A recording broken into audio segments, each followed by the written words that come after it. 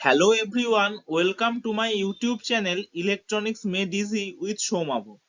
Hope all are doing well. আজ আমরা শুরু করছি carrier transport phenomena in semiconductor. সেমিকন্ডাক্টরের মধ্যে কিভাবে কেরিয়াররা ট্রান্সপোর্ট করে সেটা নিয়েই আজকে আমরা আলোচনা শুরু করব। আমরা টোটাল এই কেরিয়ার ট্রান্সপোর্ট ফিনোমিনাকে দুটি ভাগে ভাগ করেছি, যার ফার্স্ট পার্ট আজকে আমরা আলোচনা শুরু করছি। কেরিয়ার ট্রান্সপোর্ট ফেনোমেনার মধ্যে আমরা আলোচনা করব carrier transport, types of carrier transport in semiconductor, carrier drift, electrical conductivity, drift velocity, carrier mobility, parameters affecting carrier mobility, scattering mechanism, carrier relaxation time and mean free path, এবং সবশেষে drift current density in semiconductor. আমরা প্রথমে শুরু করছি carrier transport কাকে বলে। Career কাকে বলছে? কেরিয়ার হচ্ছে যে চার্জ পার্টিকেল গুলো মেটেরিয়ালের মধ্যে থাকছে, সেটা আইদার পজিটিভ চার্জ পার্টিকেল হতে পারে অথবা নেগেটিভ চার্জ পার্টিকেল হতে পারে। এবার এই চার্জ পার্টিকেল গুলোর যে মুভমেন্ট মেটেরিয়ালের মধ্যে হয় তাকেই বলা হচ্ছে career transport. Transport of the particle, that is known as the carrier transport. Process of moving the charge particle is known as the carrier transport in the material. সেটা either positive অথবা negative charge পার্টিকেলের মাধ্যমে হয়। এবারে যখন আমরা semiconductor consider করছি, সেমিকন্ডাক্টরের ক্ষেত্রে আমরা আগেই দেখেছিলাম আগের সেশনগুলোতে যে ইলেকট্রন এবং হোল সাইমালটেনিয়াসলি সেমিকন্ডাক্টরের মধ্যে থাকে। ইলেকট্রন হচ্ছে নেগেটিভ চার্জ পার্টিকেল আর হোল পজিটিভ চার্জ পার্টিকেল হিসেবে কনসিডার করা হয়। তাহলে সেমিকন্ডাক্টরের মধ্যে কিভাবে কেরিয়ারের ট্রান্সপোর্টটা হয়?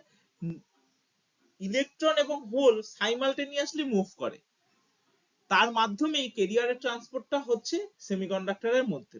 এবার এই যে চার্জ পার্টিকেল গুলোর মুভমেন্ট হচ্ছে মেটেরিয়ালের মধ্যে, সেই চার্জ পার্টিকেল গুলোর মুভমেন্ট কিন্তু মেটেরিয়ালের মধ্যে কারেন্ট জেনারেট করে। আর সেমিকন্ডাক্টরের মধ্যে যেহেতু ইলেকট্রন এবং হোল বোথ মুভমেন্ট করতে পারে, তার জন্য এদের এই net flow of electrons and holes in semiconductors generates current. তার মানে কি, যে ইলেকট্রন এবং হোলের যে নেট ফ্লোটা হচ্ছে, মানে সাইমালটেনিয়াসলি ইলেকট্রনও ফ্লো করছে হোলও ফ্লো করছে, তাদের যে নেট ফ্লোটা হচ্ছে সেই ফ্লোটাই সেমিকন্ডাক্টরের মধ্যে কারেন্ট জেনারেট করছে।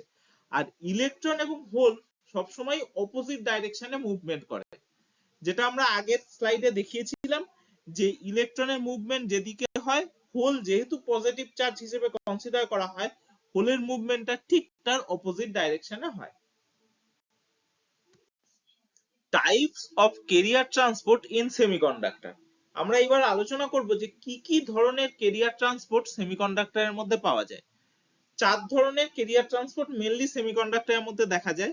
এক হচ্ছে ড্রিফট, দুই হচ্ছে ডিফিউশন, তিন নম্বর হচ্ছে থার্মায়নিক এমিশন, আর চার নম্বর হচ্ছে টানেলিং। এই বিভিন্ন ধরনের যে কেরিয়ার ট্রান্সপোর্ট সেগুলো আমরা পরবর্তী স্লাইডগুলোতে আলোচনা করছি। এইবার আমরা দেখব যে কেরিয়ার ড্রিফট কাকে বলছে। কেরিয়ার ড্রিফট হলো যখন কোনো এক্সটার্নাল ইলেকট্রিক ফিল্ড কোনো সেমিকন্ডাক্টরের মধ্যে অ্যাপ্লাই করা হয়, তখন সেমিকন্ডাক্টরের মধ্যে যে ইলেকট্রন এবং হোল আছে তারা পরস্পর মুভ করতে শুরু করে। ইলেকট্রিক ফিল্ডের ডাইরেকশনে মুভ করে হোল এবং ইলেকট্রনটা ঠিক তার অপোজিট ডাইরেকশনে মুভ করে।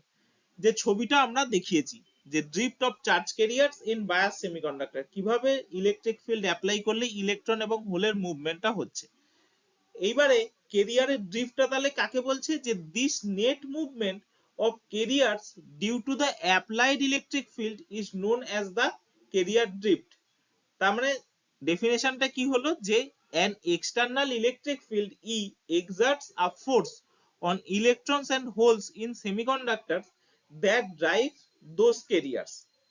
This net movement of carriers due to the applied electric field is known as the carrier drift.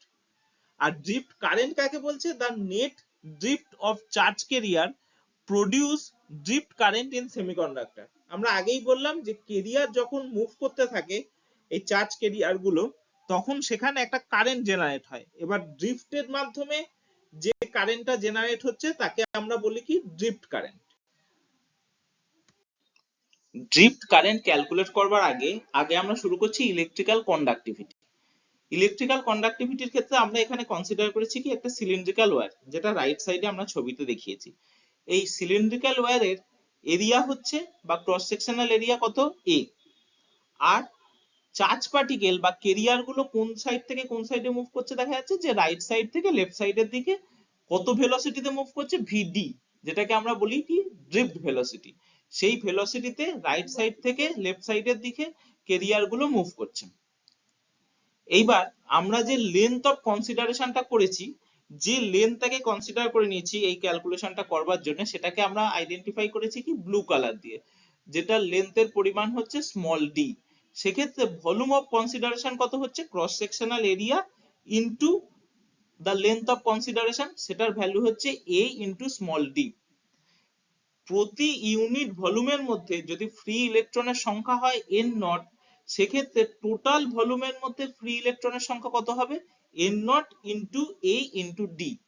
আর প্রতিটা ইলেকট্রনের চার্জ যদি আমরা কনসিডার করি স্মল কিউ হিসেবে, তাহলে total charge capital q is equal to small q into n not into a into d। এই অবধি ঠিক আছে। এবার যেহেতু কেরিয়ারটা মুভ করছে ড্রিফট ভেলোসিটি উইথ vd, আর টোটাল লেন্থ অফ কনসিডারেশন যেহেতু স্মল ডি, সেক্ষেত্রে টোটাল টাইম কত লাগছে এই কেরিয়ারটা মুভ করবার জন্য, d বাই vd।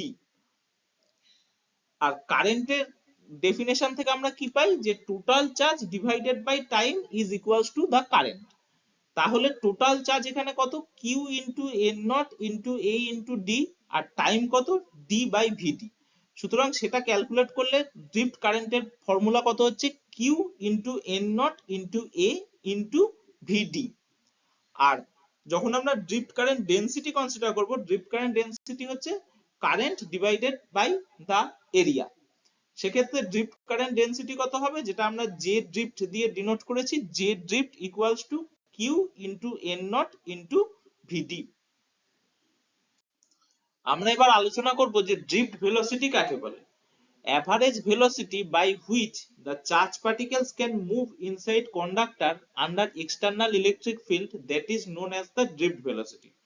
তার মানে ড্রিফট ভেলোসিটি কাকে বলছে, যে এক্সটার্নালি যখন আমরা একটা ইলেকট্রিক ফিল্ড কোনো কন্ডাক্টরের উপর অ্যাপ্লাই করছি, তখন কন্ডাক্টরের মধ্যে দিয়ে কেরিয়ার গুলো বা চার্জ পার্টিকেল গুলো যে ভেলোসিটিতে মুভ করে, সেই অ্যাভারেজ ভেলোসিটিকে ড্রিফট ভেলোসিটি বলা হয়। Drift velocity directly proportional with the electric field. যখন ইলেকট্রিক ফিল্ড খুব লো হয়, তখন দেখা যাচ্ছে কি যে drift velocity is directly proportional with the electric field.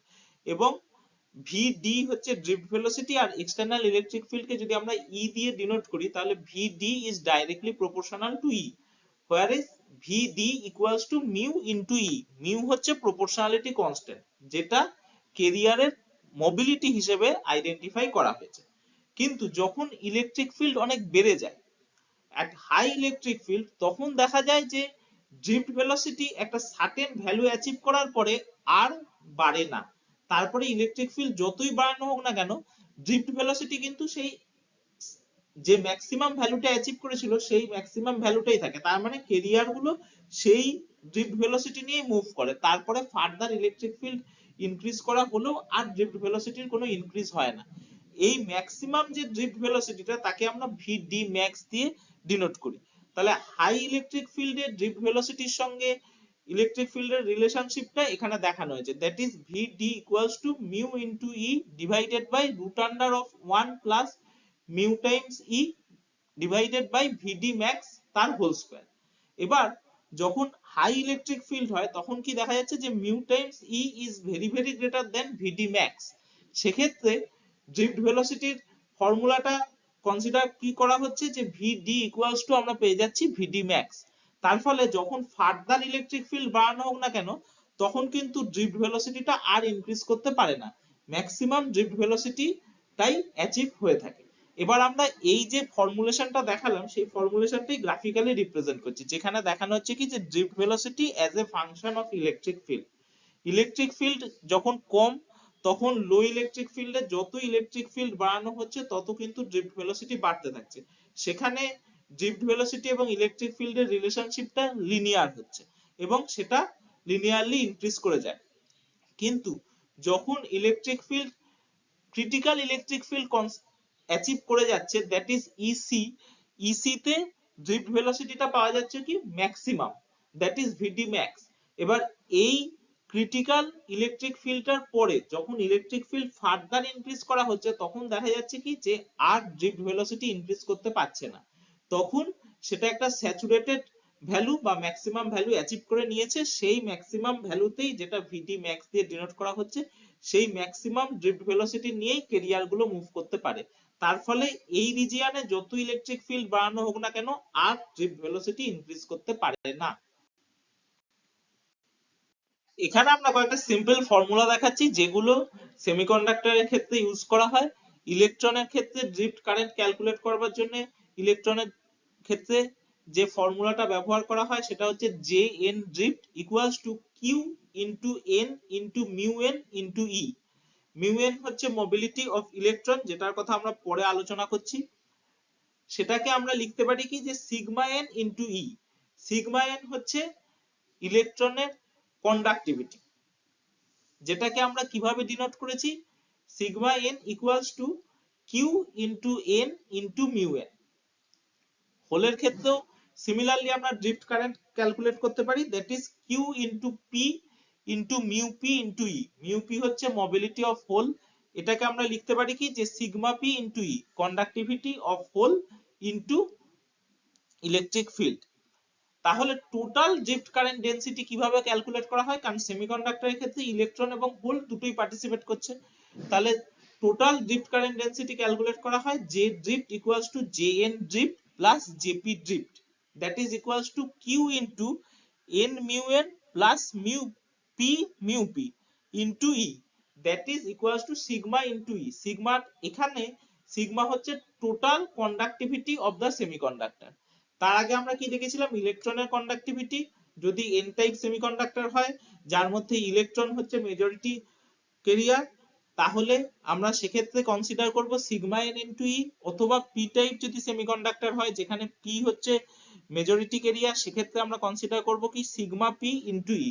কিন্তু যে সেমিকন্ডাক্টরের মধ্যে ইলেকট্রন এবং হোল দুটোই রয়েছে সেক্ষেত্রে আমরা total drift current density calculate করবার জন্য যে সিগমাটা আমরা কনসিডার করছি সেই সিগমাটা হচ্ছে total conductivity of the semiconductor, যেটাকে আমরা এখানে আইডেন্টিফাই কিভাবে করছি, sigma equals to Q into n mu n plus p mu P.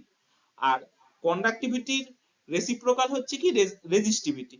রেজিস্টিভিটিকে আমরা ডিনোট করছি রো দিয়ে, rho equals to 1 by sigma, that is 1 by q into n mu n plus p mu p. এবার আমরা আলোচনা করব যে what is career mobility.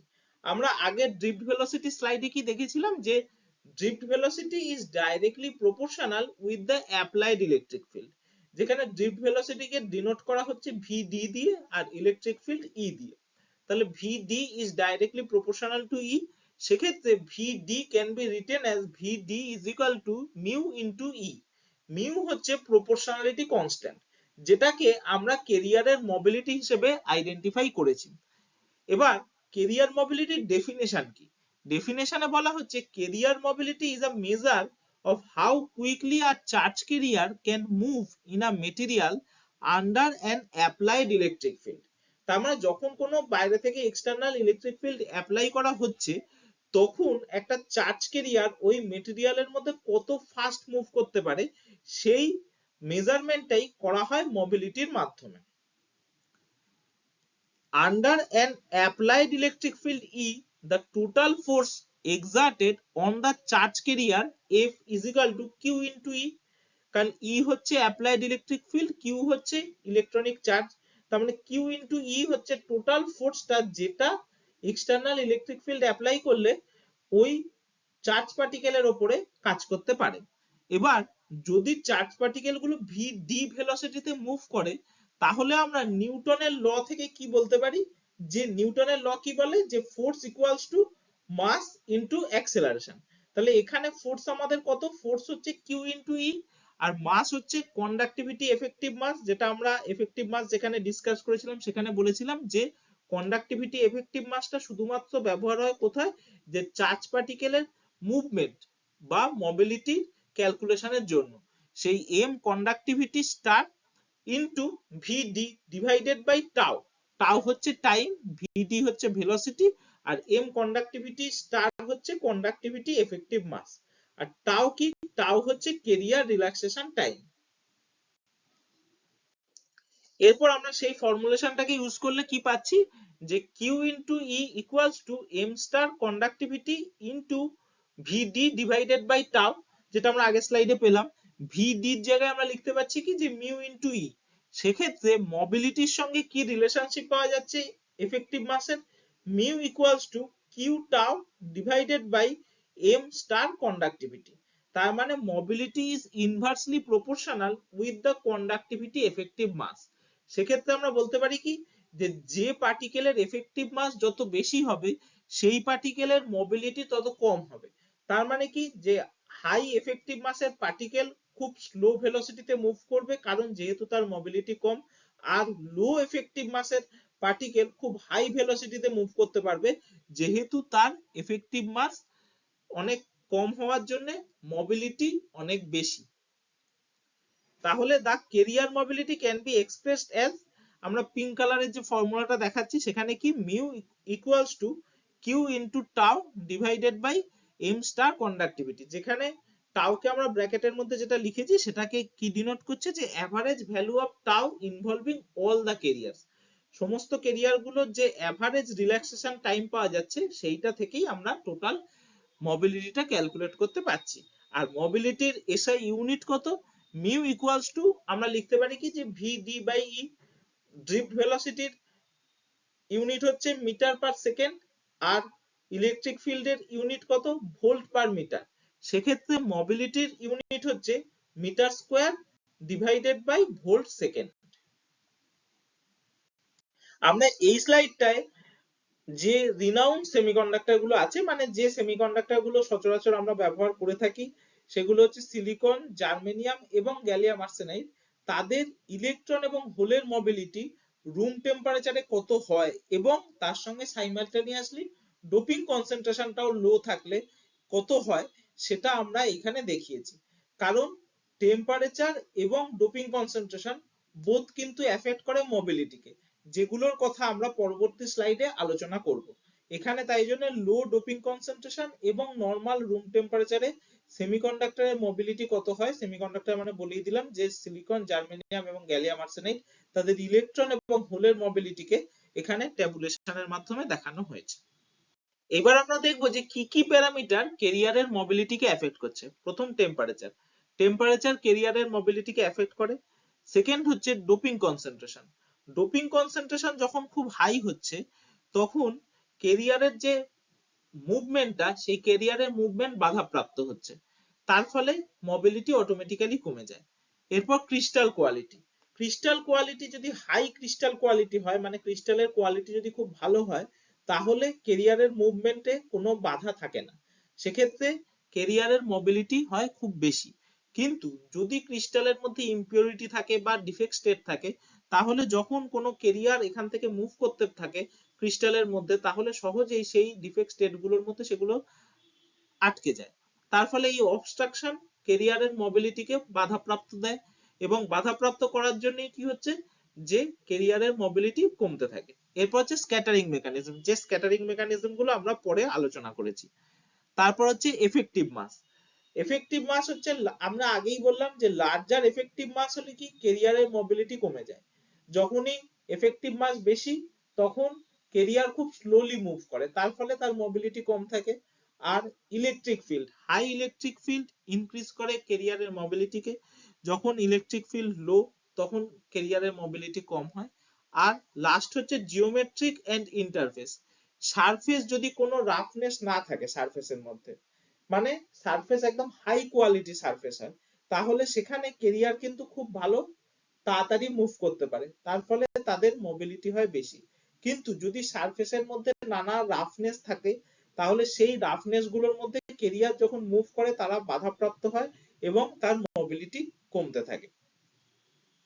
এইবার আমরা দেখব স্ক্যাটারিং মেকানিজম কি। যখন কোনো মেটেরিয়ালের মধ্যে একটা চার্জ পার্টিকেল, সেটা ইলেকট্রন বা প্রোটন, মানে পজিটিভ বা নেগেটিভ যে কোনো ধরনের চার্জ পার্টিকেলই হতে পারে, সে যখন মুভ করার চেষ্টা করে, যেমন ধরা যাক এই ছবিতে দেখানো হচ্ছে যে এ থেকে বি তে তার মানে এ থেকে, এটা হচ্ছে তার সোর্স, বিটা হচ্ছে তার ডেস্টিনেশন। এ থেকে বি তে যাওয়ার জন্য সে কিন্তু এই ডটেড, ব্ল্যাক ডটেড লাইনটা ধরে গেলে সেটা হচ্ছে তার স্ট্রেট লাইন এবং সেটাই তার গতিপথ। কিন্তু মেটেরিয়ালের মধ্যে বিভিন্ন ধরনের স্ক্যাটারিং সেন্টার থাকে, যেগুলোকে আমরা এই গ্রিন ক্রস দিয়ে আইডেন্টিফাই করেছি। এবং এই স্ক্যাটারিং সেন্টার গুলোতে এই চার্জ পার্টিকেল গুলো গিয়ে ধাক্কা খায়, এবং ধাক্কা খাওয়ার ফলে তার যে স্ট্রেট লাইনের গতিপথটা ছিল, সেই স্ট্রেট লাইনের গতিপথটা চেঞ্জ হয়ে গিয়ে সে একটা জিগজ্যাগ ওয়েতে মুভ করে এবং এ থেকে বি তে পৌঁছয়, যেটা আমরা ব্রাউনিয়ান মোশনেও দেখতে পাই। এইটাকেই বলা হয় হচ্ছে স্ক্যাটারিং। যে স্ট্রেট লাইনে যে চার্জ পার্টিকেলটা মুভ করার কথা ছিল সেটা স্ট্রেট লাইনে মুভ করতে পারছে না, সেটা বিভিন্ন ধরনের অবস্ট্রাকশনের জন্য হতে পারে, ইমপিউরিটির জন্য হতে পারে, বা ডিফেক্টের জন্য হতে পারে, বিভিন্ন ধরনের অবস্ট্রাকশন। এবং সেই অবস্ট্রাকশনে গিয়ে সেই চার্জ পার্টিকেলটা ধাক্কা খায় বা সেখানে রিকম্বাইন হয়, এবং সেই ধাক্কা খাওয়ার ফলে তার গতিপথটা চেঞ্জ হয়, এবং চেঞ্জ হয়ে সে আরেকটা জায়গায় অন্য পথে যাচ্ছে, অন্য পথে গিয়ে সেখানে আবার ধাক্কা খাচ্ছে করে আলটিমেটলি এইভাবে যেতে যেতে সে ডেস্টিনেশনে গিয়ে পৌঁছয়। এটাই হচ্ছে স্ক্যাটারিং, যেভাবে মেটেরিয়ালের মধ্যে একটা চার্জ পার্টিকেল মুভ করে।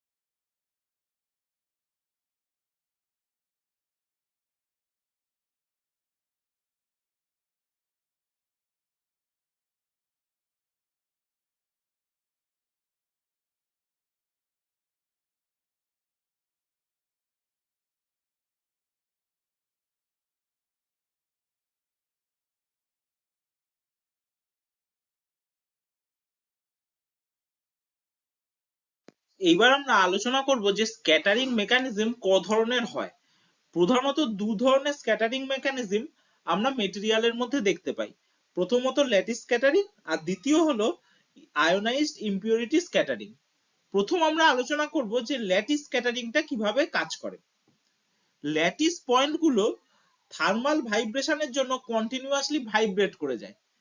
যে পিকচারটা আমরা এই পাশে দেখাচ্ছি সেখানে দেখানো হচ্ছে কি ল্যাটিস পয়েন্ট গুলোকে ব্লু কালার দিয়ে দেখানো হয়েছে, আর সেগুলো continuously up and down vibrate করছে, যেটা আমরা রেড অ্যারো দিয়ে দেখিয়েছি। এবার তার মধ্যে দিয়ে যখন কোনো চার্জ পার্টিকেল মুভ করার চেষ্টা করে সেটা অটোমেটিক্যালি এই ভাইব্রেশন হওয়ার জন্য এই ল্যাটিস পয়েন্টগুলোর সঙ্গে ধাক্কা খায়। যেভাবে এখানে আমরা ছবিটা দেখাচ্ছি কি যে পিঙ্ক কালারের ইলেকট্রন বা প্রোটন, যেটা চার্জ পার্টিকেল আমরা কনসিডার করেছি, সেটা মুভ করার চেষ্টা করছে। এবার তার গতিপথটা আমরা ব্ল্যাক ডট অ্যারো দিয়ে দেখিয়েছি, কিন্তু সেটা স্ট্রেট লাইনে যেতে পারছে না, কারণ এই ল্যাটিস পয়েন্টগুলোর ভাইব্রেশনের জন্য। তার ফলে কি হচ্ছে যে তারা গিয়ে এই ল্যাটিস পয়েন্টগুলোতে ধাক্কা খাচ্ছে এবং তাদের গতিপথ কন্টিনিউয়াসলি চেঞ্জ হচ্ছে। এটাই হচ্ছে ল্যাটিস স্ক্যাটারিং। এবার ল্যাটিস স্ক্যাটারিং এর জন্য মোবিলিটির যে চেঞ্জটা হয় সেই মোবিলিটিকে আমরা কিভাবে ক্যালকুলেট করি। ল্যাটিস স্ক্যাটারিং এর mobility is inversely proportional with the conductivity effective mass এবং টেম্পারেচার। টেম্পারেচারের সঙ্গে এটা ইনভার্সলি প্রপোর্শনাল হয় T⁻3/2। আর এর ইম্প্যাক্ট কিভাবে হয়, যখনই টেম্পারেচার ইনক্রিজ করে তখন অটোমেটিক্যালি এই থার্মাল ভাইব্রেশনটা বেড়ে যায় ল্যাটিসের। থার্মাল ভাইব্রেশন বেড়ে যাওয়ার ফলে যখন ইলেকট্রন গুলো মুভ করার চেষ্টা করছে বা চার্জ পার্টিকেল গুলো মুভ করার চেষ্টা করছে, তারা অনেক বেশি পরিমাণে এই ল্যাটিস পয়েন্ট গুলোর ভাইব্রেশন বাড়ার জন্য তাদের সঙ্গে অনেক বেশি পরিমাণে ধাক্কা খায়, এবং যত বেশি ধাক্কা খায় তত তাদের মোবিলিটি কন্টিনিউয়াসলি রিডিউস করে। সেই জন্য যত টেম্পারেচার বাড়ে তত ল্যাটিস স্ক্যাটারিং এর এফেক্টটা বাড়ে এবং তার ফলে কেরিয়ারের মোবিলিটি ক্রমশ কমে যায়। এই ল্যাটিস স্ক্যাটারিং এর এফেক্টটা বেশি দেখা যায় হচ্ছে লো টেম্পারেচারের ক্ষেত্রে।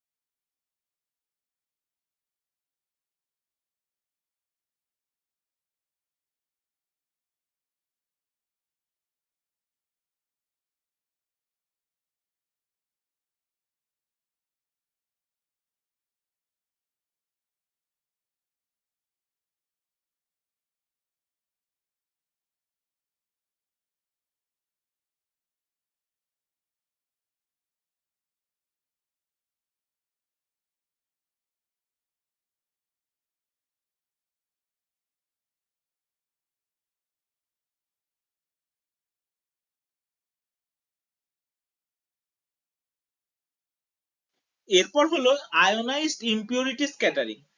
এই স্ক্যাটারিংটা কিভাবে কাজ করে? এই স্ক্যাটারিংটা হয় হচ্ছে যখন কোনো আয়োনাইজড ইমপিউরিটি মেটেরিয়ালের মধ্যে থাকে।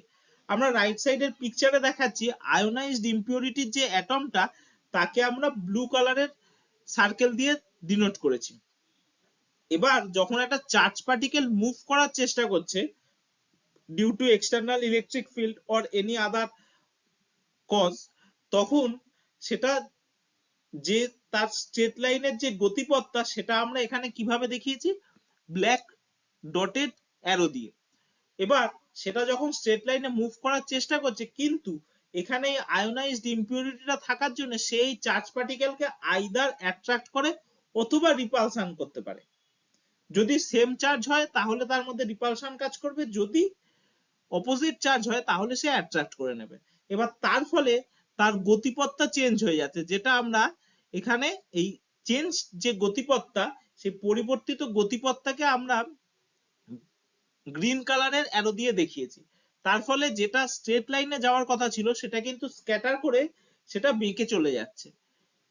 এর ফলে যে মোবিলিটির ওপরে যে এফেক্টটা পড়ে, সেই মোবিলিটিটাকে আমরা ক্যালকুলেট কিভাবে করি, mu impurity is directly proportional with the temperature to the power 3/2 আর inversely proportional with the conductivity effective mass and the impurity concentration. তার ফলে কি হচ্ছে, এখানে দুটো প্যারামিটারের ওপর এটা মোবিলিটিটা ডিপেন্ড করছে। এক হচ্ছে টেম্পারেচার যার সঙ্গে ডাইরেক্টলি প্রপোর্শনাল, আর দু নম্বর হচ্ছে ইমপিউরিটি কনসেন্ট্রেশন যেটা যার সঙ্গে ইনভার্সলি প্রপোর্শনাল। তার ফলে কি টেম্পারেচার যত বাড়বে তত যেহেতু এই চার্জ পার্টিকেলের থার্মাল ভেলোসিটি ইনক্রিজ করে যায়, তাহলে এই যে আয়োনাইজড ইমপিউরিটিটা রয়েছে সেটা এত ফাস্ট চার্জ পার্টিকেলটা মুভ করে চলে যাচ্ছে যে আয়োনাইজড ইমপিউরিটি চট করে তাকে অ্যাট্রাক্ট করতে পারছে না অথবা রিপালশন করতে পারছে না। তার ফলে এই এফেক্টটা অনেক কম হচ্ছে, মানে আয়োনাইজ ইমপিউরিটি স্ক্যাটারিং এর এফেক্টটা অনেক কম হচ্ছে। আর দু নম্বর হচ্ছে ইমপিউরিটি কনসেন্ট্রেশন। ইমপিউরিটি কনসেন্ট্রেশন যত বাড়ে তত বেশি পরিমাণে স্ক্যাটারিংটা হয়। তার কারণ হচ্ছে যত ইমপিউরিটি বেশি সংখ্যক থাকবে তত সেই ইমপিউরিটি গুলো তাদের এই চার্জ পার্টিকেলের মুভমেন্টের উপরে বেশি ইম্প্যাক্ট ফেলবে এবং সেগুলো আইদার অ্যাট্রাক্ট করবে অথবা রিপালশন করবে, এবং তার ফলে তাদের গতিপথটা চেঞ্জ হয়ে যাবে এবং তাদের মোবিলিটি এবং তাদের ভেলোসিটি দুটোই কমে যাবে। এই আয়োনাইজড ইমপিউরিটি স্ক্যাটারিং এর এফেক্টটা আমরা বেশি দেখতে পাই সেটা হচ্ছে হাই টেম্পারেচারে।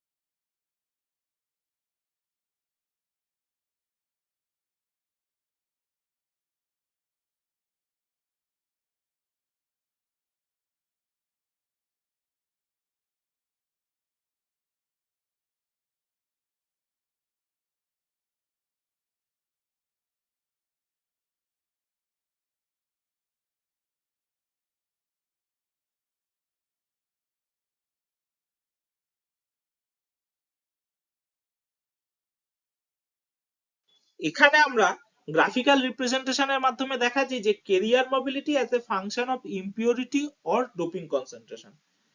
যত ডোপিং কনসেন্ট্রেশন বাড়ছে তত দেখা যাচ্ছে কি যে কেরিয়ারের মোবিলিটি কমতে থাকছে, কারণ আমরা আগের স্লাইডেই দেখলাম যে ডোপিং কনসেন্ট্রেশনের সঙ্গে কেরিয়ারের মোবিলিটি ইনভার্সলি প্রপোর্শনাল থাকে। এবং তাছাড়া ফিজিক্যাল ইন্টারপ্রিটেশনেও কি দেখা যাচ্ছে যে যত ডোপিং কনসেন্ট্রেশন বাড়বে তত কি হবে, সে সহজেই যখন একটা চার্জ পার্টিকেল মুভ করছে আইদার সেটাকে অ্যাট্রাক্ট করবে অথবা রিপালস করবে, এবং যত বেশি সংখ্যক ডোপিং কনসেন্ট্রেশনটা যত বেশি হবে, মানে যত বেশি সংখ্যক আয়োনাইজড ইম্পিউরিটি থাকবে তত তার এই অ্যাট্রাকশন অথবা রিপালশনের ফোর্সটা বেশি কাজ করবে, তার ফলে সে তত তাড়াতাড়ি বেশি স্ক্যাটারিং করতে পারবে, সেই জন্য তার মোবিলিটি তত তাড়াতাড়ি কমতে থাকবে। এখানে আমরা সেটাই দেখতে পাচ্ছি যে ডোপিং কনসেন্ট্রেশন যত বাড়ছে তত কিন্তু ইলেকট্রন এবং হোলের মোবিলিটি দুটোই কিন্তু কমতে থাকছে। পার্টিকুলার টেম্পারেচার আমরা ধরে নিয়েছি যে 300 কেলভিন টেম্পারেচারে এই মোবিলিটির যে ফোলিওটা সেটা কিভাবে চেঞ্জ হচ্ছে ইম্পিউরিটি আর ডোপিং কনসেন্ট্রেশনের মাধ্যমে সেটাই দেখানো হচ্ছে। আমরা টোটাল মোবিলিটিটা কিভাবে ক্যালকুলেট করছি? টোটাল মোবিলিটির ক্ষেত্রে ল্যাটিস স্ক্যাটারিং এবং ইম্পিউরিটি স্ক্যাটারিং এর যে মোবিলিটি দুটোরই এফেক্ট আছে, দুটোরই ইম্প্যাক্ট পাওয়া যায়, সেই জন্য আমরা ম্যাথিয়েসন রুল ব্যবহার করে total mobility of the carrier calculate করতে পারি, যে ফর্মুলাটা আমরা এখানে দেখিয়েছি যে mu is equal to 1 by mu lat plus 1 by mu imp whole inverse. এটা হচ্ছে ম্যাথিয়েসন রুল। এবারে আমরা এই যে গ্রাফটা দেখাচ্ছি সেই গ্রাফটার মধ্যে কেরিয়ারের mobility as a function of temperature দেখিয়েছি। সেখানে কি আলোচনা হচ্ছে যে যখন টেম্পারেচার ইনক্রিজ করছে তখন ইম্পিউরিটি স্ক্যাটারিং মোবিলিটিটার ক্ষেত্রে কি দেখা গেছিল যে ইম্পিউরিটি স্ক্যাটারিং এর যে মোবিলিটি সেই মোবিলিটিটা directly proportional with T to the power 3/2। তার ফলে যত টেম্পারেচার ইনক্রিজ করে তত ইম্পিউরিটি স্ক্যাটারিং এর মোবিলিটি কিন্তু বাড়তে থাকে। অন্যদিকে ল্যাটিস স্ক্যাটারিং এর ক্ষেত্রে কি দেখা গেছিল যে ল্যাটিস স্ক্যাটারিং এর মোবিলিটি হচ্ছে inversely proportional with T to the power 3/2। তার ফলে যত টেম্পারেচার বাড়ে তত ল্যাটিস স্ক্যাটারিং এর মোবিলিটি কিন্তু কমতে থাকে। তার ফলে টোটাল মোবিলিটিটা যেটা ডিপ ব্ল্যাক কালার দিয়ে দেখানো হয়েছে সেটার ক্ষেত্রে কি দেখা যাচ্ছে যে প্রথমে ইম্পিউরিটি স্ক্যাটারিং এর জন্য মোবিলিটিটা বাড়ছিল এবং ইম্পিউরিটি স্ক্যাটারিং মোবিলিটিটার জন্য টোটাল মোবিলিটিও বাড়তে থাকে, বাড়তে বাড়তে একটা সার্টেন পিক ভ্যালু অ্যাচিভ করে। এরপরে যখন ফার্দার টেম্পারেচার ইনক্রিজ করা হয় তখন কিন্তু ল্যাটিস স্ক্যাটারিং এর ইম্প্যাক্টটা অনেক বেশি হচ্ছে, এবং ল্যাটিস স্ক্যাটারিং এর মোবিলিটির ইম্প্যাক্ট বেশি হওয়ার জন্য তখন সেটা ম্যাক্সিমাম টোটাল মোবিলিটিটা যে ম্যাক্সিমাম ভ্যালু অ্যাচিভ করেছিল তারপরে ল্যাটিস স্ক্যাটারিং এর ইম্প্যাক্ট বেশি হওয়ার জন্য সেটা আস্তে আস্তে কমতে থাকে। টোটাল মোবিলিটির ওপর কিভাবে টেম্পারেচারের এফেক্টটা পড়ে সেটা এই গ্রাফের মাধ্যমেই বোঝা যাচ্ছে যে টোটাল মোবিলিটিটা প্রথমে বাড়তে থাকে due to impurity scattering mobility, এবং ম্যাক্সিমাম পিক ভ্যালু অ্যাচিভ করার পর তারপরে due to lattice scattering mobility সেটার ভ্যালুটা ক্রমশ কমতে থাকছে।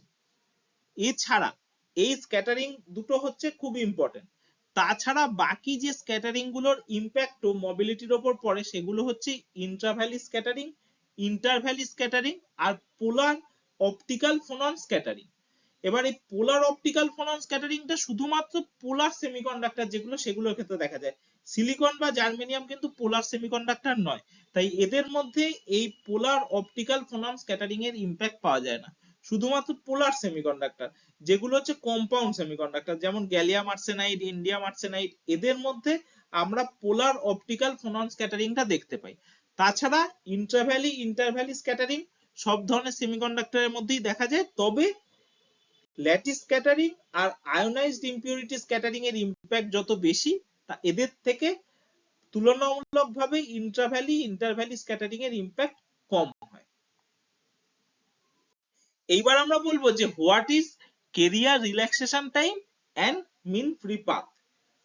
যখন কোন চার্জ পার্টিকেল কোন মেটেরিয়ালের মধ্যে মুভ করে তখন যেহেতু তার মধ্যে কোনো আয়ন রয়েছে বা মলিকুল রয়েছে অথবা আয়োনাইজড ইম্পিউরিটি রয়েছে অথবা ল্যাটিস ভাইব্রেশন রয়েছে বা অন্যান্য যে কোনো ধরনের অবস্ট্রাকশন থাকুক না কেন, তার জন্য তার গতিপথ কন্টিনিউয়াসলি চেঞ্জ করে। কারণ সে এই অবস্ট্রাকশন গুলোতে ধাক্কা খেতে খেতে মুভ করছে, যেটা আমরা আগের স্লাইডে দেখালাম। এইগুলোকেই আমরা কি বলছি, যে যে পয়েন্ট গুলোতে গিয়ে ধাক্কাটা খায় তাকেই আমরা স্ক্যাটারিং পয়েন্ট বলছি। এবার এই যে দুটো কনজিকিউটিভ যে কলিশন হচ্ছে তার মাঝখানে চার্জ পার্টিকেলটা যে টাইমটায় মুভ করছে সেই টাইমটাকেই বলা হচ্ছে কেরিয়ার রিল্যাক্সেশন টাইম। তার ডেফিনেশনটা তাহলে কি বলছে, যে average time interval between two consecutive collisions of a charged particle with ions or molecules in a material is known as the carrier relaxation time। তার মানে দুটো কনজিকিউটিভ কলিশনের মাঝখানে যে টাইমটা নিচ্ছে চার্জ পার্টিকেলটা মুভ করবার জন্য সেটাকে কেরিয়ার রিল্যাক্সেশন টাইম বলে। এখানে চার্জ পার্টিকেলের কেরিয়ার রিল্যাক্সেশন টাইমের ফর্মুলাটা দেখানো হয়েছে। এরপর হচ্ছে mean free path. Mean free path কি, যে দুটো কনজিকিউটিভ যে কলিশন হচ্ছে তার মাঝখানে চার্জ পার্টিকেলটা যে ডিসটেন্স কভার করছে সেটাকেই আমরা বলে থাকছি মিন ফ্রি পাথ। ডেফিনেশন কি, যে average distance cover by a charge particle between two consecutive collisions with ions or molecules is known as the mean free path।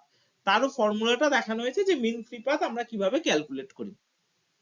এখানে দুটো পিকচার দেখানো হচ্ছে, সেই পিকচারে কি দেখানো হচ্ছে, যে প্রথম পিকচারটা দেখানো হচ্ছে যে যখন লো ডেনসিটি থাকছে, মানে কোন মেটেরিয়ালের মধ্যে আয়ন বা মলিকুলের ডেনসিটি যখন খুব কম থাকছে তখন চার্জ পার্টিকেলের মুভ করার জন্য কলিশনের সংখ্যাটা খুব কম হয়।